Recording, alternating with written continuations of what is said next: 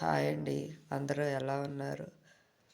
ఈరోజు కేపీహెచ్‌పి road number 2లో సవేరా కలెక్షన్‌లో డ్రెస్సులు చూద్దామండి. కొత్త స్టాక్ వచ్చాయి. ఇది వచ్చేసి మెట్రో నుంచి తాళ్ లెఫ్ట్ హ్యాండ్ రోడ్ నెంబర్ 2లో నియర్ లేడీస్ వరల్డ్ అండి.